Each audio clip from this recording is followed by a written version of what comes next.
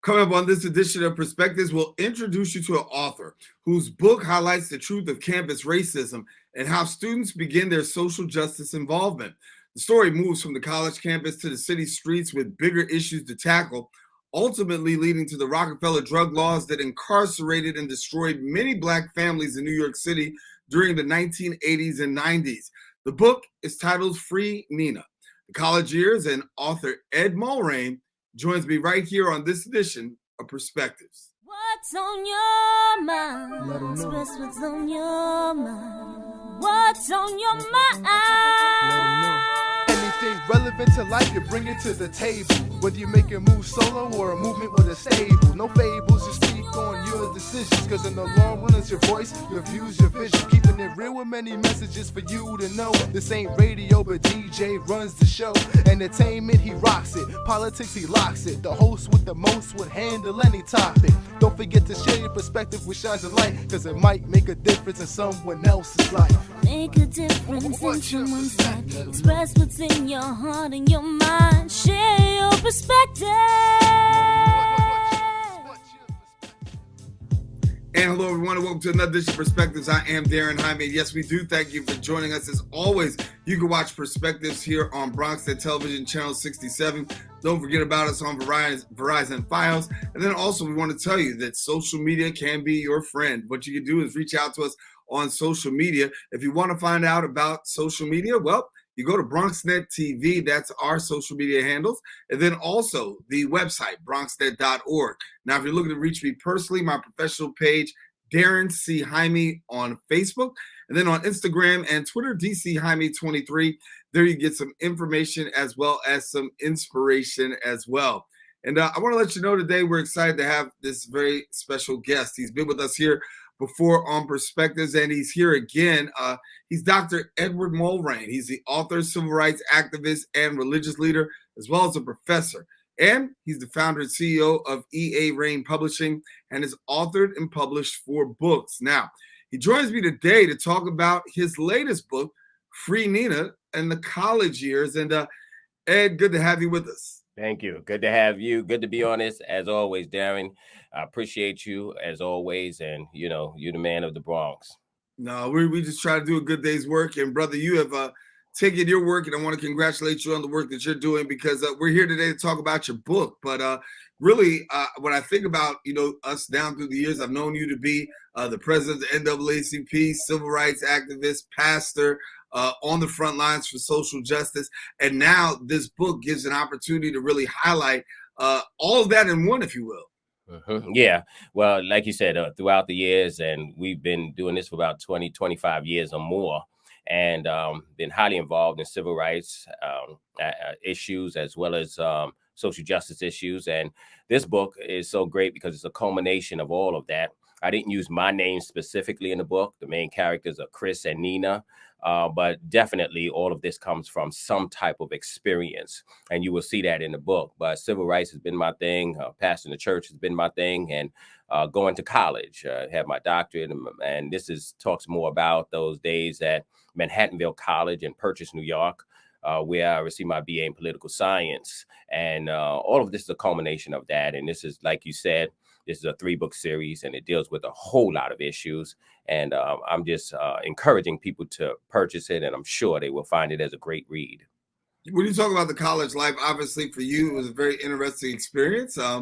And you go to college, and you go to college with a lot of expectation and anticipation, also some nervousness. But then when you talk about the life of a college student trying to be acclimated, that's enough in itself, just to have to deal with trying to acclimate to a new setting.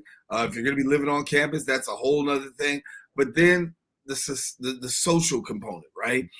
Talk to me a little bit about that social component, which is a little bit of that with a lot of the foundation of your book. Yes. And as you stated, I'm born, raised in the Bronx, South Bronx, all over the Bronx. My mother must have moved every week. We lived all over the Bronx. And when you come out of that setting, it's like going from the hood to the woods. I went to Manhattanville College, and it was a whole different experience. Just knowing that you're going from somewhere that's like the concrete jungle filled with a lot of people, and then you're going to a college campus that's small, about 2,500 students, majority white college, where 75% of the students were white, and then you're the minority in that setting. But at the same time, you feel the injustice. Whereas in the Bronx, you may feel crime in different areas. We're talking about the book taking place in the 80s and 90s, and you felt the high wave of crime in the Bronx. You felt the crack and all of that stuff epidemic.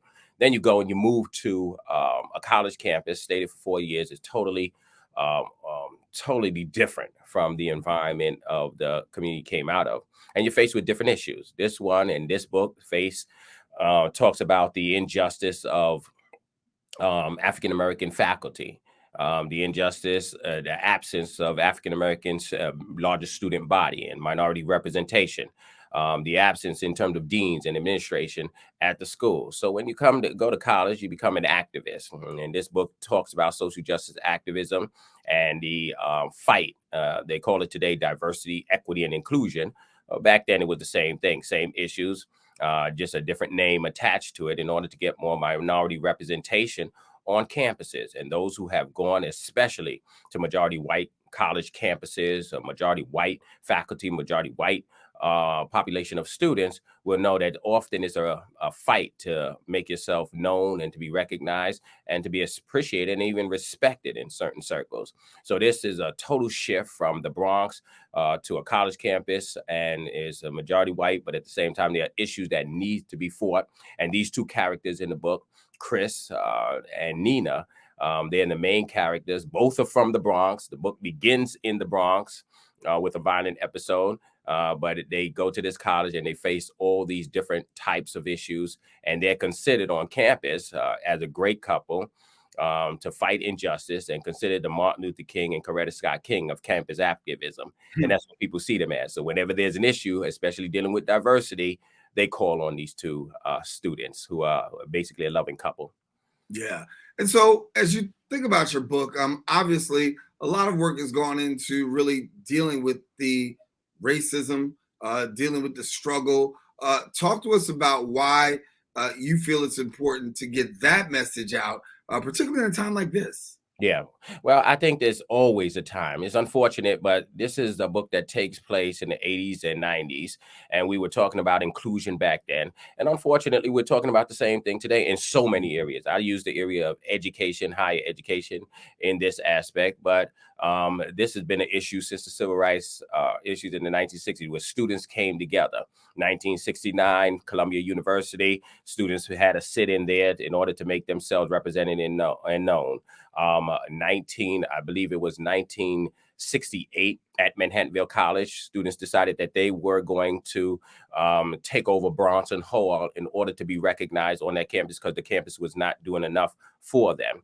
And today you have college campuses all over the world, really, but we're talking about the United States, where there's still injustice. There's still African-American students and Latino students, Latinx students, complaining about the lack of diversity, complaining about the lack of representation, concerning the lack of faculty that represents their interests and that look like them. I think this is an ongoing issue. And even with the college seemingly trying to be more diverse these days, it seemed like you take one step forward and two steps back, and we find ourselves in the same situation of trying to confront how do we get more minority faculty on college campuses, especially when it's majority white schools.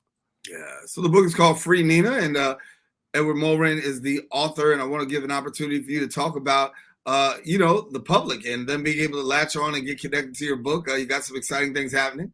Yeah. Well, we and possibly why the time you show this, the book book signing will be over. But at the same time, we have a book signing coming out. We have a number of book signings, and if anybody would like a book signing, please call me. We are trying our best to really sell on Amazon. So you could get the book on Amazon. You could go to edwardmulraine.com and get the book on Amazon. And we're trying to keep our metrics up because we're really trying to turn this into a movie. That's the goal of this book. This is the first of a 3-part series. The whole book has been written. It's about 600 pages, the whole thing, but this is only starts off with 200 pages. Just ask me. I didn't have much to do during the pandemic, so I just wrote every night. I was in there writing in order to come to this story. And I came out to 600 pages when it was completed. But at the same time, this book is only about 200 pages. It's very interesting. It's engaging. I've had people read it and come back, and they will start giving their remarks on Amazon. And I hope that everyone goes to Amazon.com and gets it under my name, EdwardMulraine.com. Edward Mulraine, when you go to Amazon, and EdwardMulraine.com if you want to go to my website and read about the book and hear more about it. Yeah. We talk about what happened in the 80s and the 90s. And, you know, when you look at your experiences in the 80s and the 90s and you see where we are today, just give me your thoughts. I just think that it keeps us in a state. It's not bad on one end. It keeps us in a state of fighting for justice. It keeps us in a state of remembering that although we've come far, we still have a long way to go. And I know many try to ignore the issues of today. And even when you look in the book, I have various characters. That's the good thing about the book. You have those Black students that just don't care about social justice activism. They align themselves with the white community, and they feel like, you know, we should not be fighting for a Black Studies department. We should not be fighting for African-American faculty. So you have that crowd.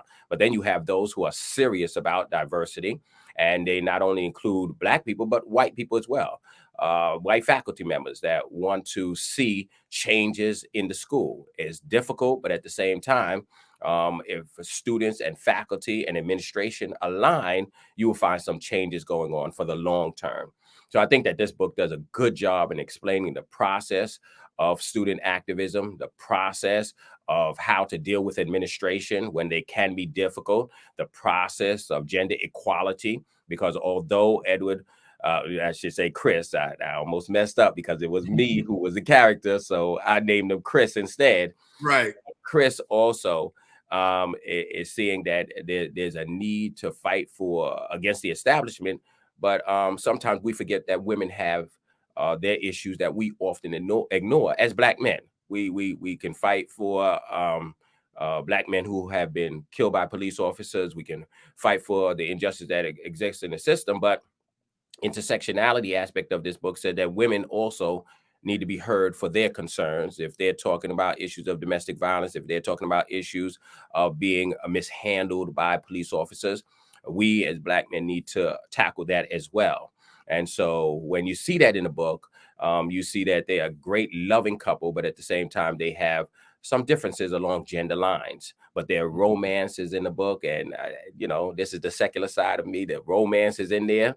You're going to get a good dose of that when you read the book. This is a loving college couple, you know, your college love for those who want to go back and remember their college days and they found that college love and that was everything to them. Hopefully they're still together 20, 30 years later, but sometimes that can be difficult.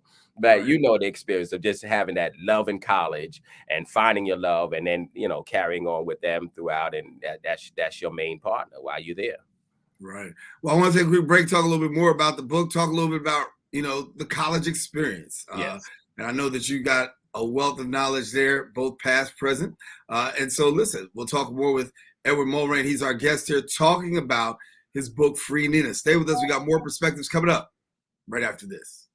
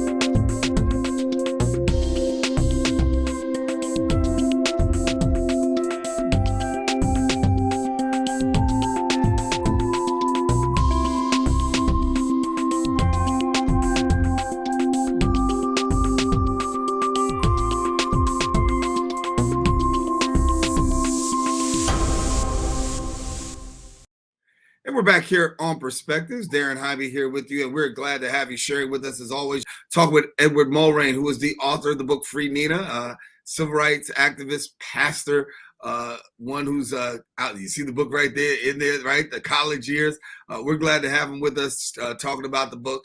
And I know you're passionate about this because really, it's really a part of your life story.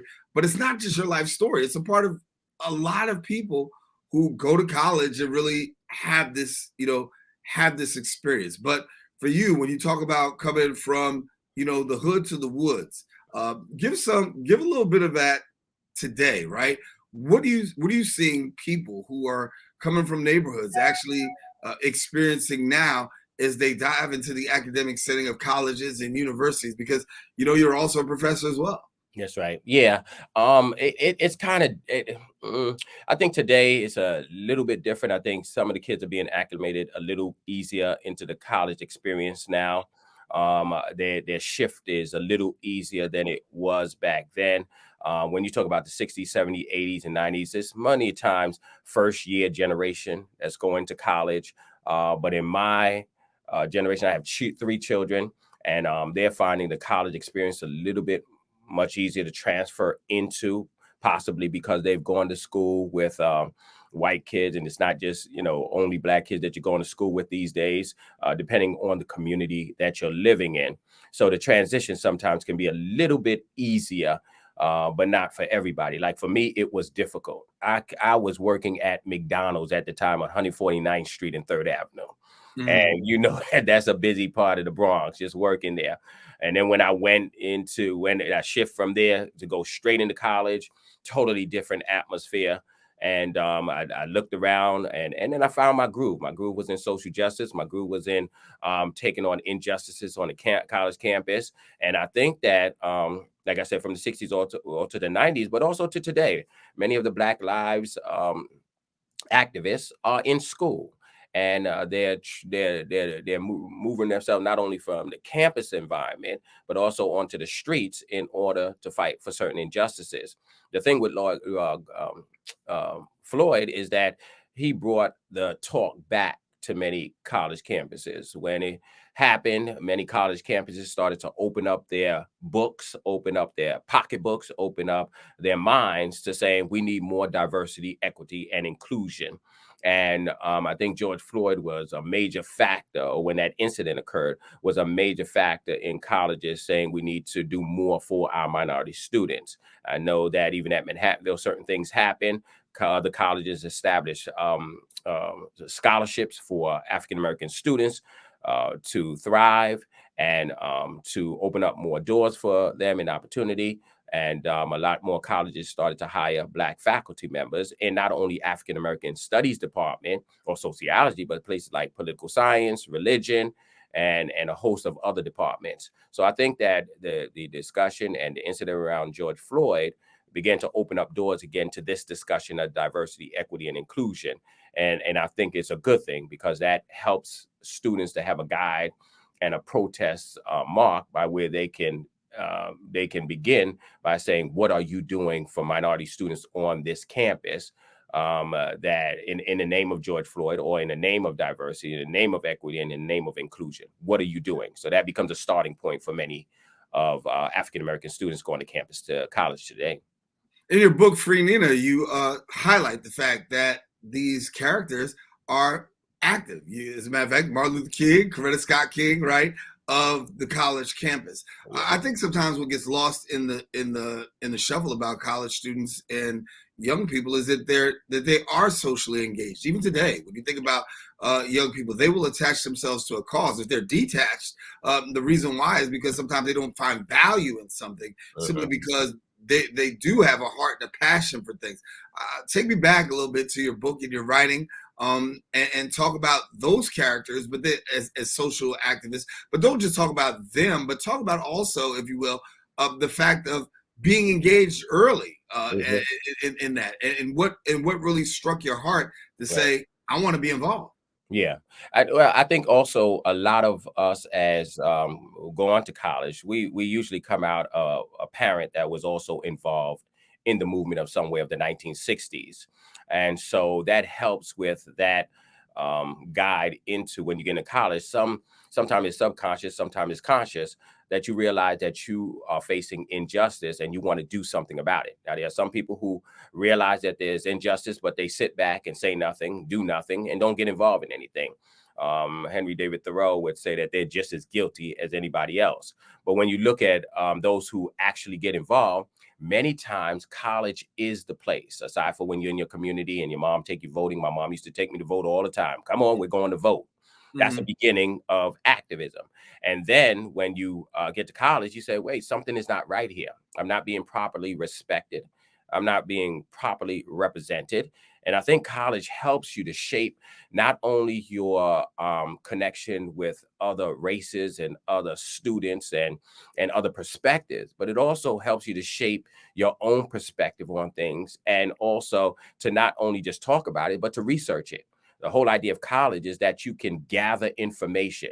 You can gather perspectives from other people, and then you can see where best you align with the information that you have. Because all about college is not only about going to class, it's all about how do you engage? How do you see yourself in this setting?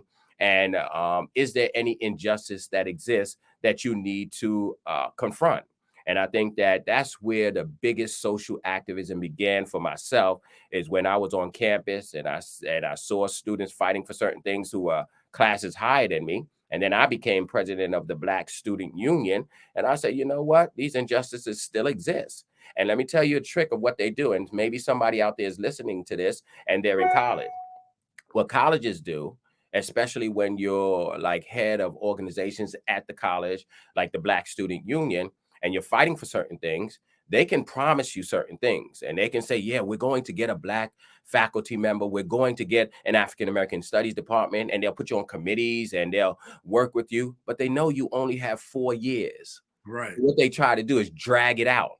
They drag it out because they know that once you leave, then the next person or the next leader of the Black Student Union or something else is going to have to start the fight all over again.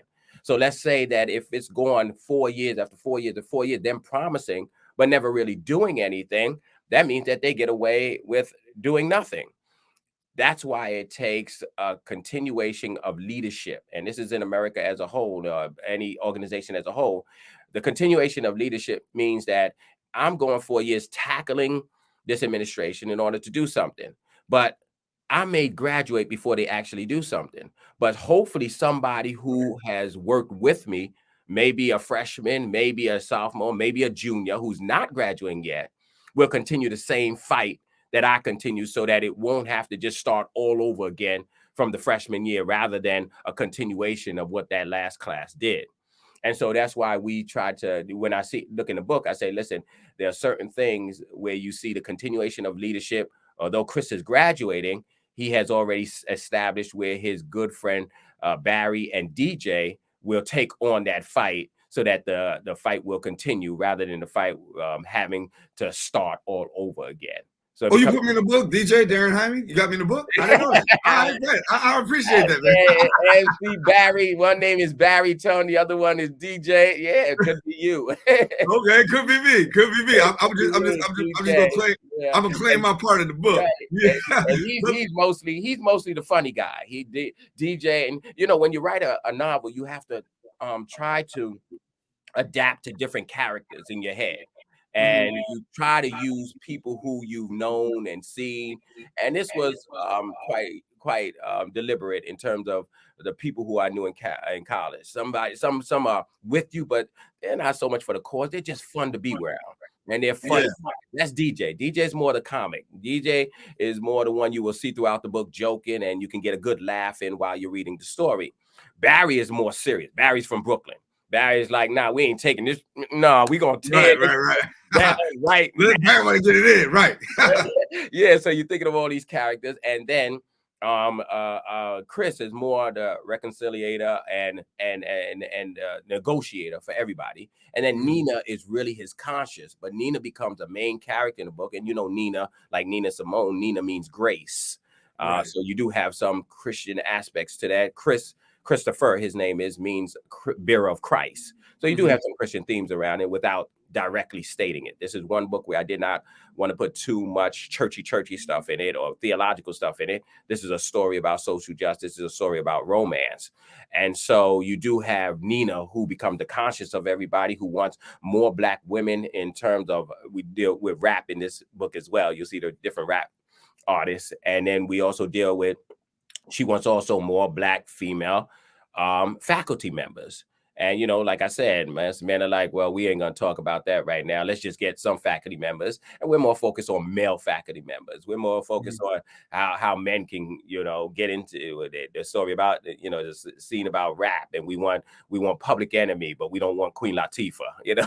Right. we want Black men as faculty member. We don't necessarily want Black women or talk about them right now. So you see that type of controversy going on, but still, all in all, they love each other and they're just trying to look out for best interests. And then the friendship that surrounded it, you know, when you go to college, and let me keep jumping in, but when you go into college, it's like you form bonds with certain people. You just connect with certain people, especially when you never met them before, but you meet them on college campus, and all of a sudden you find that, okay, we have a lot in agreement with. Nina finds comfort with a white girl who's her roommate, and they're very good friends. But Chris doesn't like the roommate. He has some differences with her, and you see all of that intersection going on. But the idea is just to try to, you know, deal with the story of civil rights and campus justice, but at the same time find good friendship in the book, and you find good romance in the book.